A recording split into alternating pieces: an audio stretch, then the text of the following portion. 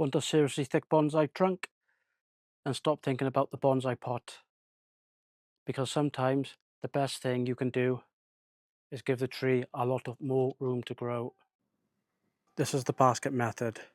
It's one of my favourite ways to build serious trunk thickness. In episode 1, I showed you one way of building trunk thickness, but this method is completely different. And the basic idea is really simple. Give the tree more room and let it grow. When we're developing bonsai material, we shouldn't be thinking keeping it small. At this stage, we want growth, lots of it. A normal bonsai pot is designed to contain the roots and keep the tree small. But when our goal is trunk development, we want the opposite.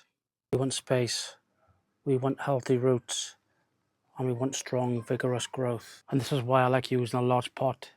It gives the roots somewhere to go. When you're building a trunk, you need to let it grow. These long shoots may look ugly, but they're doing their job. The longer the growth is allowed to run, the more development we can get to the trunk. And eventually when the trunk has reached the thickness we want, we can remove that branch. One of the biggest mistakes I see is pruning too early. People see a long shoot and immediately cut it back. The tree looks neat, but the tree isn't getting the development they want. When I'm developing a tree like this, I'm looking for strong, healthy growth. I'm looking at the trunk, the branches, and where I want that thickness to develop. So when do you cut the sacrifice branch? There's no magic number of weeks or months. You look at the tree, you look at the trunk, and you decide whether you've achieved the thickness you're after.